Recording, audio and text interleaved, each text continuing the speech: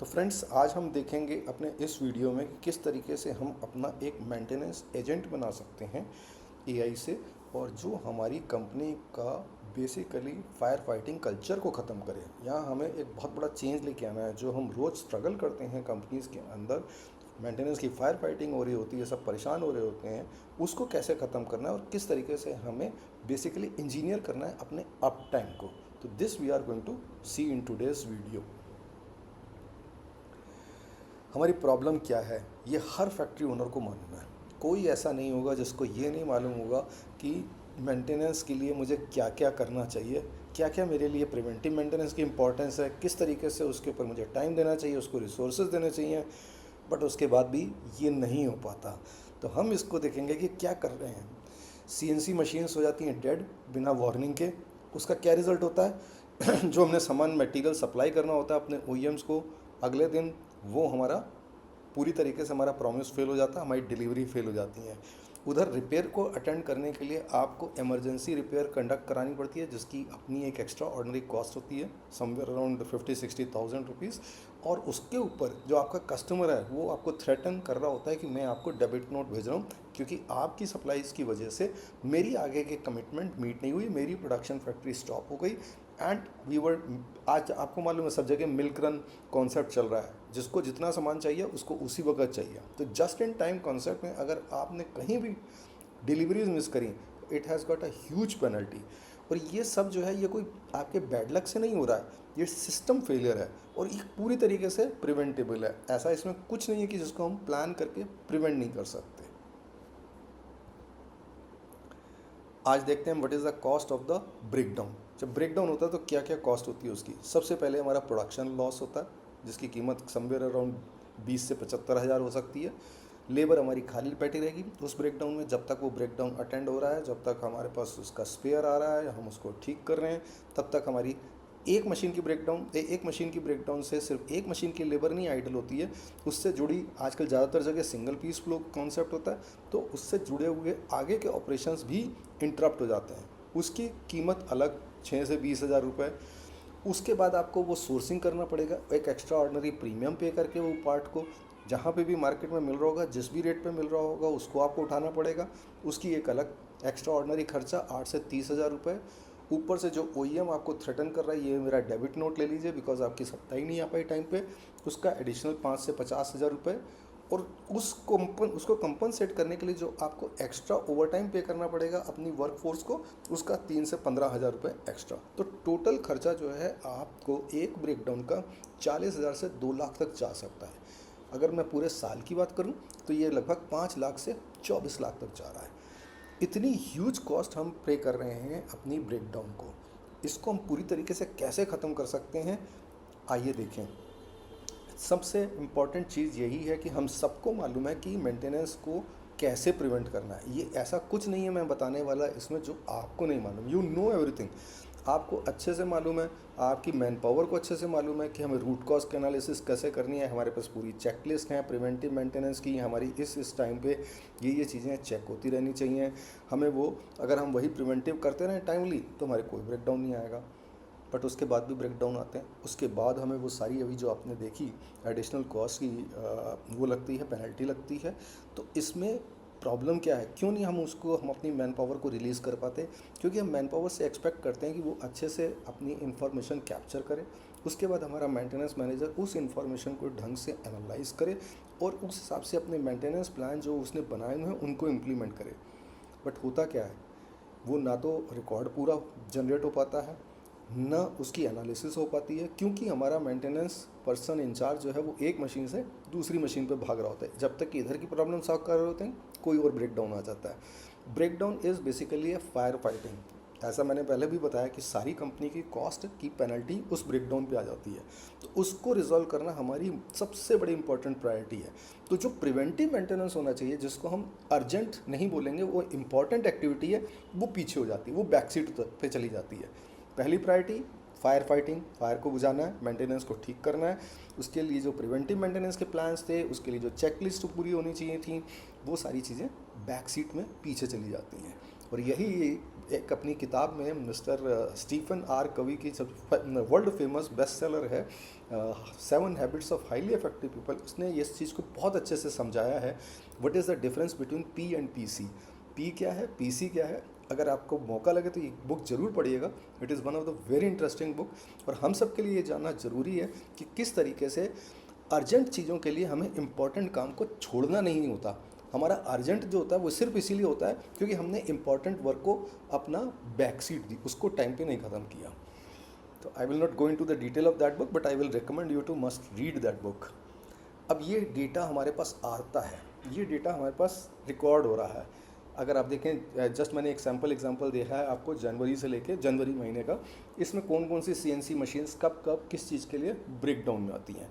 But ये क्या है, ये जब इन्फॉर्मेशन रजिस्टर में आती है तो हम इसकी कोई एनालिसिस नहीं करते, सिर्फ रजिस्टर ही भर रहे होते हैं, काम वहीं का वहीं रुका रहता है। वो ब्रेकडाउन जो हमें इंडिकेशन आ रहे होते हैं हम उसको इग्नोर करते चले जाते हैं और वो धीरे धीरे प्रॉब्लम बढ़ जाती है। अगर आप इसी टेबल को देखें तो जनवरी 4 में एक ओवरहीट अलार्म आया था CNC 02 का, फिर वही उसी मशीन पे जनवरी 12 में उसी मशीन का मेन फ्यूज़ ब्लो हो गया।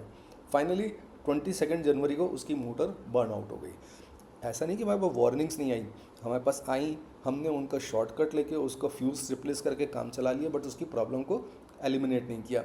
बड़ी प्रॉब्लम कहाँ आ गई, जब 22 जनवरी को पूरी की पूरी मशीन की मोटर ब्रेकडाउन में हो गई, फूक गई। तो what are we seeing, warning मिली हमें, उसकी हमने कॉस्ट 800 रुपये लगा के उसको फिक्स कर दिया। अगर हमने किया होता तो सिर्फ 800 रुपये का खर्चा होता। उसके बाद जब फ्यूज़ ब्लो हुआ तो हमने 1200 रुपये में काम कर लिया, लेकिन ये रॉन्ग फिक्स था। हमने उसका प्रोटेक्शन हटा दिया फ्यूज़ रिप्लेस करके, हमने अपनी ही मशीन को और वीक कर दिया कि आगे की और बड़ी प्रॉब्लम आने के लिए। फाइनली 22 जनवरी को जब उसका मोटर कॉइल जल गई तो हमारी टोटल खर्चा उसको रिपेयर करने का 65,000 रुपीज़ तक पहुँच गया। इन सबको हम एलिमिनेट कर सकते हैं सिर्फ इस 5 मिनट रूल से। Only discipline that must never break. तो ये 5 मिनट में क्या है, बेसिकली 3, ये आप खुद बना सकते हैं, ये मैंने अपने एक और वीडियो में ऑलरेडी अपलोड किया हुआ है। 3 फील्ड बनानी है आपने अपने ऑपरेटर के लिए, उसे 30 सेकंड लगेंगे उस फील्ड में वो इन्फॉर्मेशन कैप्चर करने के लिए। जब ब्रेकडाउन आया, पहली चीज़ उसने कैप्चर करनी है कौन सी मशीन में ब्रेकडाउन आया, कितनी देर के लिए मशीन रुकी रही, 10 मिनट के लिए, 20 मिनट के लिए, 50 मिनट के लिए, और तीसरी इन्फॉर्मेशन उसकी कि ये क्या कारण से हुआ ब्रेकडाउन। तो वो ब्रेकडाउन की वजह से मशीन रुकी रही, प्रिवेंटिव मेंटेनेंस था, सेटअप चेंज ओवर था, मटेरियल नहीं था। ये 3 चीज़ें के लिए हमने एक QR कोड से एक छोटा सा मेथड बनाया कि ऑटोमेटिकली लेबर जो है अपने मोबाइल से वो QR कोड को स्कैन करेगा, इन 3 फील्ड्स की इन्फॉर्मेशन उसमें डालेगा, जो कि मुश्किल से 30 सेकंड लगेंगे उसको, और वो इन्फॉर्मेशन कलेक्ट होती जाएगी आपकी गूगल शीट में। अब गूगल शीट आपको मंथ एंड पे पूरा डिस्क्रिप्शन, पूरी एक एक मशीन की कहाँ कहाँ पे कब कब क्या क्या फेलियर्स आए उसकी पूरी लिस्ट दे देगा। ये सिंपल वीडियो मैंने ऑलरेडी अपलोड किया हुआ है, आप चाहेंगे तो मैंने इसका डिस्क्रिप्शन में लिंक भी दे दिया है। इसको देखेंगे तो आपको मेथड पता चल जाएगा कि किस तरीके से हमें ये QR कोड जनरेट करके अपनी मशीन पे चिपका देना है, ताकि हमारे वर्कर्स जो कि टेम्परेरी हैं और जो रोज़ रिप्लेस होते रहते हैं, और उनको हम बहुत ज़्यादा उनसे एक्सपेक्ट नहीं कर सकते कि वो रजिस्टर्स भरते रहें, बट वो ये सिंपल काम अपने मोबाइल फ़ोन से कर सकते हैं। कैसे कर सकते हैं वो आप वीडियो में चेक कर सकते हैं। अब एक बार हमारे पास मशीन स्टॉप हुई, अब आप देख सकते हैं, और हमारे पास अब गूगल ने AI ने काम करना शुरू करना है। गूगल शीट हमारी ऑटोमेटिकली जनरेट होगी आपके इनपुट से, वर्कर्स के इनपुट से, और उसके बाद हम यूज़ करेंगे क्लॉड को या जेमिनी को। इनको हम एक प्रॉम्प्ट देंगे, किस तरीके से प्रॉम्प्ट देना है, उसमें क्या चीज़ें लिखनी है वो हम आगे देखेंगे, और वो आपकी पूरी एनालिसिस करके आपको उसका सॉल्यूशन बताएगा। और उसके साथ साथ आपने उसको जब प्रॉम्प्ट देना है तो उससे एक और चीज़ मांगनी है कि मुझे प्रिवेंटिव मेंटेनेंस में इसमें क्या मॉडिफिकेशन करना है, वो भी वो आपको क्लियर कट आपको आउटपुट देगा। रूट कॉज एनालिसिस भी वही करके देगा।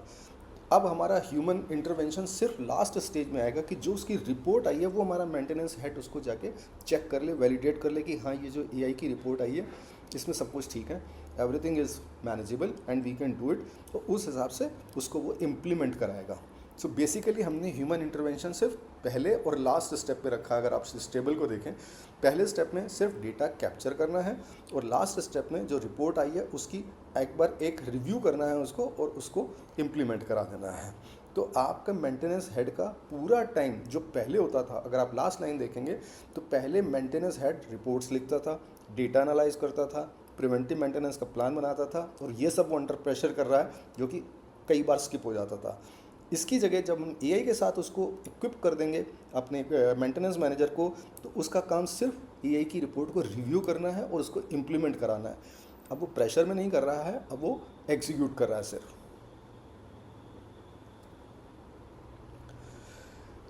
जैसा मैंने बताया कि ये मैंने पूरा फॉर्म बना के आपको ऑलरेडी दिखा दिया है, वीडियो लिंक इसका है कि किस तरीके से इन्फॉर्मेशन कैप्चर होनी है। तो इसको ज़रूर इम्प्लीमेंट करना है आपने, तभी आपको इसका एक्चुअल यूसेज आप अपने उसमें ला पाएंगे। व्हाट्सएप अलर्ट भी इसमें मैं ऐड करा सकता हूँ आपको, कि ज़ेपियर से आपके फ़ोन पे अपने आप जैसे ही एक ऑपरेटर गूगल शीट उस फॉर्म को गूगल फॉर्म को भरेगा, आपको एक व्हाट्सएप मैसेज आ जाए। बट इसको हम बाद में करेंगे, ये ऑटोमेशन हम बाद में लाएंगे।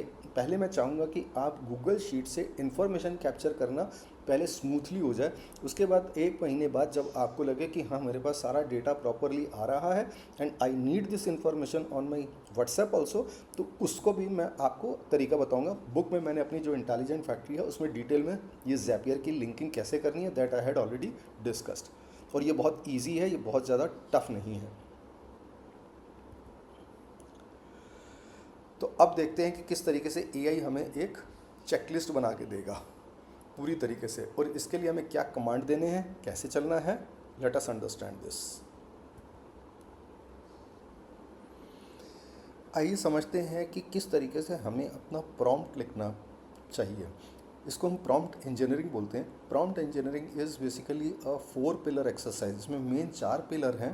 पिलर 1 में पर्सोना, पिलर 2 में कॉन्टेक्स्ट, पिलर 3 में टास्क, और पिलर 4 में फॉर्मेट। क्या है ये पिलर्स, क्या मतलब है इनका। पर्सोना का मतलब है कि सबसे पहले आपने एआई को एक पर्सन बना देना है। वो उसका क्या नॉलेज है, उसकी क्या एक्सपीरियंस है, और वो कहाँ काम करता है, वो सारी चीज़ें आपने उसको बतानी है कि तुम ये हो। तो आप देख सकते हैं, आप उसको बोलिए कि you are a maintenance manager having 30 years of experience in a CNC workshop, and you understand very well the requirements of or the standards of automotive industry। अब एक बार जब आपने उसको ये इनपुट दिया तो उसको पता चल जाएगा कि मैं कौन हूँ और मुझसे क्या एक्सपेक्टेशन है। तो जितना ज़्यादा डिटेल में हम उसका पर्सोना डिफाइन करेंगे, उतनी अच्छी हमें उससे आउटपुट मिलेगी। सेकंड स्टेज में हम उसको कॉन्टेक्स्ट बताएंगे कि उसको क्या क्या सिचुएशन है हमारी। वो एक उसको आप बता सकते हैं कि मैं इस वक्त एक सीएनसी मशीन शॉप ओन कर रहा हूँ, मेरे पास अराउंड 40 मशीन्स काटती हैं, और मेरे साथ जो है मैं ऑटोमोटिव इंडस्ट्री में ये कंपोनेंट्स बनाता हूँ, इन कस्टमर्स को सप्लाई करता हूँ। और मेरे पास वर्कफोर्स इस तरीके की है जिसमें काफ़ी सारे टेम्परेरी वर्कफोर्स हैं, मेरे पास एक आध मेंटेनेंस मैनेजर भी हैं, मेंटेनेंस इंजीनियर्स भी हैं। तो ये आपने उसको कॉन्टेक्स्ट भी थोड़ा डिटेल में बताना है। जल्दबाजी मत कीजिएगा ये इंजीनियरिंग करने में, इसमें थोड़ा सा टाइम देंगे, एफर्ट्स डालेंगे, रिजल्ट्स उतने अच्छे आएंगे।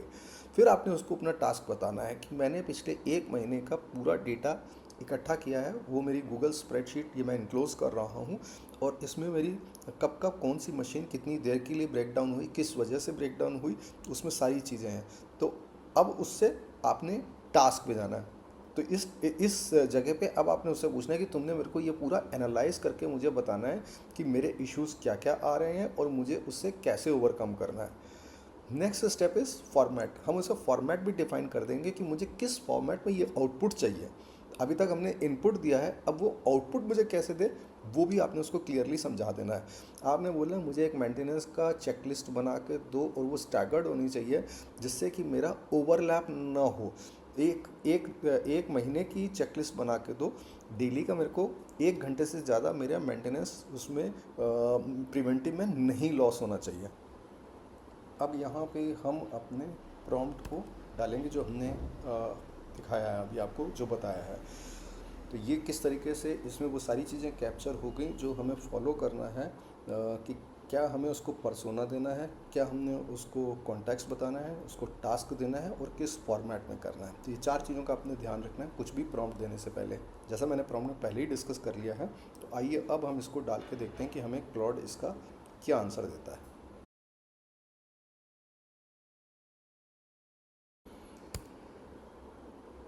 अब ये देखिए एआई ने हमें ये वाली चेकलिस्ट दे दी। तो AI generated PM checklist, preventive maintenance checklist, जो उसने हमारे फेलियर्स से स्टडी करके बना के हमें दी है। CNC 2 में उसने दिखा दिया कि ये क्रिटिकल वॉच पे है ये वाली मशीन, और इसमें आपने ये एक्टिविटीज़ करनी है। कूलिंग फैन क्लीन करना है, कूलिंग फैन का रोटेशन डायरेक्शन चेक करनी है, एयर फिल्टर कार्ट्रिज रिप्लेस करने हैं, मोटर टेम्परेचर चेक करना है, स्पिंडल बेयरिंग लुब्रिकेशन देखना, ये उसने अपनी लिस्ट बना दी। इसी तरीके से VMC 01 की प्रेस, VMC 01 में और प्रेस में आपको क्या क्या एक्टिविटी करनी है वो भी उसने पूरा दे दिया।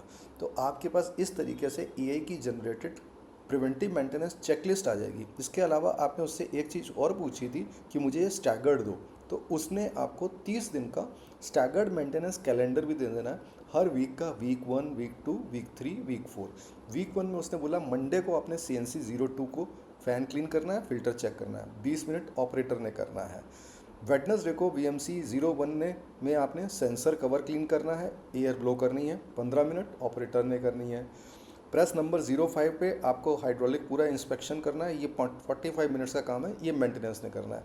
इस तरीके से उसने आपको पूरा महीने का, चारों वीक का डिटेल्ड कैलेंडर बना के दे दिया, जिसको आपके मेंटेनेंस मैनेजर ने रिव्यू करना है और ये कहना है कि हाँ ये एक्टिविटीज़ ठीक है या इसमें उसको कुछ मॉडिफिकेशन करना है, तो वहाँ पे ह्यूमन इंटरवेंशन आएगा। अब तक का आपका सारा काम AI करके दे रहा है। तो अब आप देख सकते हैं कि किस तरीके से OEE जो आपकी ओरिजिनल इक्विपमेंट इफेक्टिवनेस है वो कैसे बढ़ती है। इसमें आपको मालूम है OEE में हम 3 चीज़ें एनालाइज करते हैं, उसकी मशीन की अवेलेबिलिटी क्या है, मशीन की परफॉर्मेंस क्या है और क्वालिटी हमारी कैसी आई है। तो AI से करने से पहले ये 72% अवेलेबिलिटी थी, अब ये 91% मशीन अवेलेबल हो रही है, क्योंकि हमने अपने ब्रेकडाउन्स ड्रास्टिकली कम कर लिए हैं। परफॉर्मेंस, चूँकि अब ये अपनी मशीन जो है पूरी स्पीड पे काम कर रही है, तो इसकी आउटपुट अकॉर्डिंगली रिजल्ट इसके बेटर आएंगे। पहले ये 84% की परफॉर्मेंस देती थी, अब ये 90% पे जा रही है।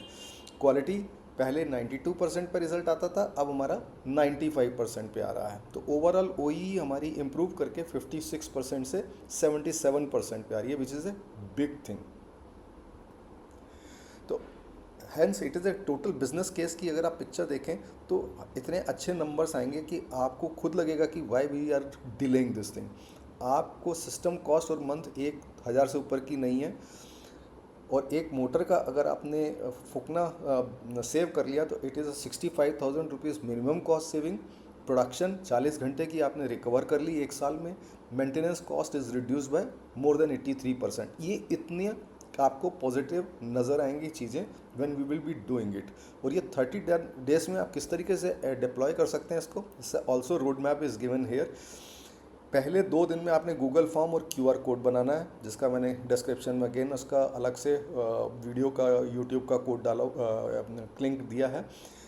3 to 5 में ज़ैपियर, ये अभी आप छोड़ दीजिए, ज़ैपियर को हम बाद में देखेंगे, क्योंकि एक बार आपको इस चीज़ की कंफर्ट लेवल आ गया तो ज़ैपियर करना is a cake walk.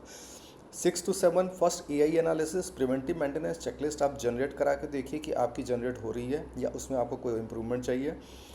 8 to 14 आप इससे फर्दर अपने स्पेयर पार्ट्स को भी इम्प्रूव करा सकते हैं कि मेरे जो स्पेयर पार्ट्स मैं रख रहा हूँ उसमें मेरे को क्या कम करने क्या ज़्यादा करने, that also AI can give you the directions for that. And then finally you can do the OEE tracking, जिससे आपको क्लियर कट दिखाई देने लगेगा कि मेरे रिजल्ट्स कितने ठीक आ रहे हैं, कितने खराब आ रहे हैं। So ultimately message is this, stop fire fighting. Fire fighting करके हमें किसी को कुछ नहीं मिला है, स्टार्ट इंजीनियरिंग। 3 टूल्स आपने यूज़ करने हैं, 1000 रुपये से कम की महीने की कॉस्ट आएगी, और एक प्रिवेंटिव बैंक ब्रेकडाउन भी आपको जो है 5 साल तक में पे बैक कर देगा। 5 साल के उसके 1000 का खर्चा भी निकल आएगा। तो what my suggestion is this, अगर आप और डिटेल में जानना चाहते हैं, go for the book. Channel को सब्सक्राइब कीजिए और ऐसे वीडियोस आते रहेंगे, प्लीज़ उनको एंजॉय कीजिए और डेफिनेटली अपने कमेंट्स बताइए, अपना एक्सपीरियंस शेयर कीजिए कि आपको कहाँ पे किस चीज़ में दिक्कत आई, कहाँ पे इम्प्रूवमेंट आया या कहाँ पे आपको और इन्फॉर्मेशन की ज़रूरत है, so that accordingly I can include that in my next video. अगली वीडियो में मैं उसी प्रॉब्लम को और ज़्यादा एलोबरेट करके बता सकता हूँ। Thank you very much for watching this.